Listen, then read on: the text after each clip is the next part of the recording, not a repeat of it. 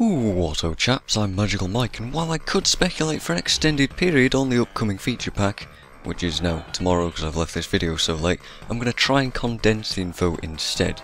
And yes, I did say the same thing as in April, well noticed viewer. Links to all of this stuff in detail on the Guild Wars 2 website will be in the description, and I desperately wanted to use this Starship Troopers reference again in case you'd like to know more. So, a quick rundown with a few opinions here and there, cut the waffle and save you hopefully 2 hours of watching videos and reading. That's the plan, go! First up is Competitive Week, in other words, the week I wasn't interested in. PvP Tournament Series, the Tournament of Glory/Legends is a big PvP tournament with a massive prize pool, etc., real money, all that stuff. I'm not interested, but the PvP players will already be aware of this stuff, and if you don't already know then, well, you can go and find out about that stuff. There's exclusive armour sets to be earned, well, one of them anyway, and later on you'll be able to get a slightly less cool version of it for yourself in the PvP visual updates and rewards section. We have standardised enemy models, so all humans and all using the same weapon and armour skins. That's what people will see instead of Asura and having all these weird issues in PvP where, for example, Drake's breath didn't look like it was hitting from a mile away but it somehow was. All that gets standardised so it all looks proper and you can tell what animations are going to be. It's a good change to make Asura less, well, dumb for PvP and hopefully reducing those advantages. And hopefully replays will allow people to still see all the races involved so that it's not just a bunch of humans doing it. It does seem a little bit pointless to lock this functionality to only high-end PvP though, but maybe that's just me. And as I said a minute ago, this will get a reward track to earn this glory armour, which is a slightly less flashy version of the glorious heroes armour, which is good. It's good that we can earn that, and not exactly the same thing. There's a whole bunch of balance changes which I won't go over because I'm not even nearly qualified to talk about the PvP balance, but you can still check them out for yourselves. I'm drawing attention to it. Worldly World improvements include Siege Golem Mastery and some tricks. You get an ejector seat, which is great. It's more stuff to spend Worldly World ranks on for those that play it, and more stuff for them to do is good, but it's not really substantial. It's not. I can see the Worldly World people still being a bit disappointed that they don't get very much love. And this new trick, the Siege Disabler Grenade thing, sounds like an interesting thing, but I can't see it being used for defense all that much. I feel like it will probably be used offensively more than anything else, and as I said, I don't think it's going to change the game all that much. Commander systems. The commander tags will now be account bound, but will cost you 300 gold to buy. So yeah, that's kind of strange. You now get access to 4 colour choices, blue, red, purple and yellow, and if you've previously spent more than 300 gold on tags, you'll get refunded the difference when they update this. I'm not sure exactly why it needs to be 300 gold now. It doesn't seem like ArenaNet really understood what people wanted out of this tag functionality. They just wanted better functionality, not a paywall, not this arbitrary thing that they need to pay. I don't understand it.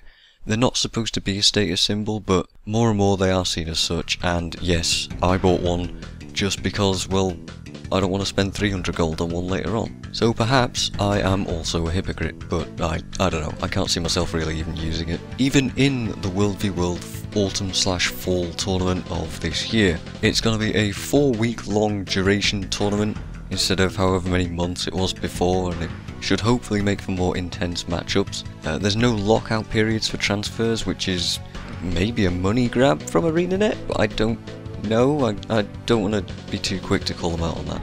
It seems like those that want to spend to transfer to winning servers can and will, and it's fine, and ArenaNet gain out of that, and I'm all for that, but it does mean that servers become a bit more mushy, and I don't know. There's going to be weekly World v World achievements with much easier goals, but they're going to be more frequent, weekly instead of however many months, and it should hopefully make the player base more inclined to play more often. Although judging from what I've seen, these achievements are very, very simple and can probably be done within about half an hour. You still earn reward tickets. I'm not sure if it's as many as previously, but you get them more often now, which is great. And they're also putting a statue in the citadels to commemorate winners like the old Guild Wars 1 trophies in the Isle of the Nameless. and these things will also give buffs to people when interacted with, which is a nice little touch there. So on to week 2, which was Fresh Start Week, which was also the week I was most interested in. First up, we've got mega server improvements. So global guilds are finally going to be introduced, so you can access your Fort Aspen wood bank from Maguma if you lost your mind and went there for some reason. And all the rest of those kind of things and features should probably work too, which is about time, to be honest. There's going to be a reservation system for guild missions, making it easier to host guild missions without interruptions and clashing with other people. There is going to be limited space in those overflow shards, but it should work just fine for small to medium sized guilds, so who knows. Maybe they'll improve that later on to accommodate larger guilds, but for now, small and medium size. There's going to be this buff called Volunteer's Blessing, which increases movement speed by 15%, karma gain by 5%, and experience from kills by 10% for 10 minutes if you eject yourself from an emptying overflow map to join a new one with more people. That was worded quite weirdly, but it worked out. The next announcement was a bunch of miscellaneous stuff, so Dungeon Owner is no longer a mechanic, which could cause all sorts of weird, strange issues with dungeon runners, but overall it seems like a very good idea for literally everybody else involved, and to be honest, this should have been a thing right from the start of the game, and I don't know why it's taken so long for them to figure this thing out. But good, at least we're getting it. They're simplifying the crafting UI. You can now open recipes and sub-component recipes at the same time. Hallelujah! This allows you to craft the parts required for a recipe and allows for faster navigation around the crafting interface, which is something that I wanted when I was crafting a lot, and now that I don't ever need to craft anything, we get it, so yay. There's apparent performance upgrades slated to be had, and well, I can't really comment on that because I haven't seen any of them and I haven't felt any of them, but as long as they're being honest about this, then it's notably appreciated, thanks. They've made combat log improvements, which includes more detailed information and more regular events. So for all those people like Dante who were constantly complaining that the combat log didn't show you enough information, now hopefully it should. Which, yeah, I can understand why people were complaining about that, but at least they're finally getting around to it. Crafting backpacks and new leveling items. They've added a number of rare, uniquely named items to leveled lists that allow for more fun when getting drops while leveling. Also, access to some nicer skins in the process, which is something I've complained at since launch. And they've added recipes for these things so that crafting while leveling becomes more incentivized, which is a good idea. The idea behind this is that you'll get more rare items as you're leveling that you'll be more inclined to use rather than having to buy these things from the trading post. It'll be a nice little bonusy boost type thing while you're leveling, and that should be quite good. The crafter's backpacks are a visual reward for crafting profession progression. Say that 3 times fast. They already exist in the Chinese client, so you can take a look at them already, and it seems like a nice idea. They look a bit ugly for my taste, but a lot of people are going to like them, and it's more customization. Yes, it's more backpacks and whatever, but it's also an opportunity to get low-level backpiece items, which I would quite appreciate when I'm leveling a new character, because you just don't get many of them. They're also introducing this system called Profession Loot, or I'm shortening it to Profession Loot. You'll be more likely to get item drops that you can actually use while you're leveling, so warriors are more likely to get greatswords, and engineers are more likely to get rifles instead of greatswords and things like that, and that applies to armor classes and stuff as well. And this sounds good in theory. It worked for Diablo 3, so hopefully it'll work for Guild Wars 2, and not just make everybody run light armor classes to farm silk drops. Who knows, that remains to be seen. They're also changing the new player experience.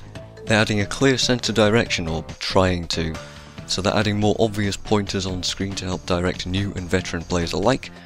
Pointers to events, to story steps, to appropriate areas of your level, and there's this thing called exploration mode to help with map completion. Veterans can opt to ignore or turn this off, which is a great idea. The fewer times I need to open the map to check where I'm going and to find interesting things, the better. They're trying to make leveling more obviously rewarding, so they're adding this shiny badge system like the bounty chests from world events, that these pop up when you level up and show you exactly what you get. You get items, you get stats and stuff when you level, and the stats are spread out more but in bigger chunks to make these stat gains more noticeable when you do level, which sounds nice but yet to be determined if it'll actually feel good. and I'll just have to get back to you on that when I level that Mesmer. They're also taking a few more leaves out of the Chinese client book, so they're locking certain systems behind arbitrary level walls and things like this, so they're unlocking the downstate at level 5, because apparently it's too confusing to work out when you're leveling for the first time. I'm not sure about that. I mean, Borderlands did it just fine. It's pretty obvious what to do in Borderlands. It should be pretty obvious what to do in Guild Wars 2. Just hit the thing until it dies and hopefully you'll rally. But apparently people don't quite understand that. Similarly, PvP and World v World are also locked until around level 20, and there's things like weapon skills and weapon swapping and other stuff that gets unlocked at different levels, and it's really to help ease newer players into stuff. Veteran players that are, say, buying a new account or whatever, can still go to the Heart of the Mists through the Lion's Arch portals and things like that and still get there before they unlock at level 20-ish. But the buttons on the UI don't appear until you've unlocked them, and I'm not quite sure how I feel about that. I mean, I won't get to experience it, so I guess I'm just okay with it. The personal story is also affected by this whole leveling system, and it will be unlocked in big chunks, which doesn't excite me at all. You already had the option to do it whenever you liked, and now it just looks a bit less tempting to play. And frankly, I don't really care all that much about personal story either, so we'll see, but I'm not excited. The final week, which is... it didn't look too interesting to begin with, but I'm warming to the idea, is Collecting and Trading Week. They've put miniatures and finishers in the wardrobe, which seems very Ronseal. In other words, it's exactly what it says on the tin. It's a good change, and it's well beyond due, to be honest. Overall, the wardrobe just looks a lot cleaner with everything sorted into the categories properly, and I'm liking how it looks right now. You can even preview the minis and the finishers in there now, which is also a really good little system. And you can choose to unlock minis, which makes them sort of soulbound, non-tradable items that are like skins. Again, it seems pretty good, and I can't wait to have all my minis on hand at all times. I'm not a 100% collector when it comes to minis, but I do like to pick up the ones that look kinda cool. This also means that these minis toggle on and off forever if you want to, so you won't have to keep opening your inventory and clicking on them to get them out every time you change maps or use a waypoint or die or stuff, which is very, very good. The collections achievements thing was something that I initially didn't like. I was very skeptical about it, but it's warming to... I'm warming to it rather than it warming to me. I'm warming to it. It's sounding quite interesting. It's a new set of achievements with new unique rewards, supposedly, that are tied very specifically to the finding of items and skins. In the new collection sections of the achievement panel, you'll find a handful of new achievements, and it may not look like much to start, but there's going to be a large number of hidden collections that will open up as you explore the world. I could see this thing going either way. This could end up really terrible or great. I'll have to wait until I get hands-on with it, but I'm hopeful that the rewards for completing these collections will be pretty cool, like hopefully new skins or chests or things in the personal instance and things like that. I say it could go terrible because we have already seen that there are gem store skin collections, which I don't really approve of, but I don't know what to say about that. It leaves a bit of a sour taste in my mouth. But the rest of the collections, like dungeon collections, things like that, are still enticing for me to go and do. And like I say, I'm excited to see what the rewards are, so hopefully there's a good balance there. Oh, and you can also collect weird stuff like food and champion bags and spoons. So get hyped. Hi! The trading post also gets a redesign, which is basically a full overhaul of the entire trading post. Summed up, it looks like everything that people have been asking for since release, so we'll see how much better that is on the 9th, which is tomorrow at this point. Basically anything that you've asked for, ways to filter your searches, more streamlined things, faster searches, just all these features, sort of expect them to be there. There is one thing that I'm not quite keen on, and that's the huge "get more gold" in all caps in the corner. Yes, it does promote supporting the game and not buying from gold sellers, sure, but it is a little bit crude of ArenaNet if you ask me. And that's it. Hopefully I've summed it up quite quickly. That's the September feature pack. Hopefully in a more manageable chunk in this video. We were hoping for some more mind-blowing stuff, and perhaps we didn't get much of that, and, well, I'll have to tell you what I think of all this stuff when I've actually had a chance to review it and play it properly, but go ahead and tell me what your guys' initial impressions of everything are in the comments, And as usual, thanks for watching, and I will see you guys in the next one.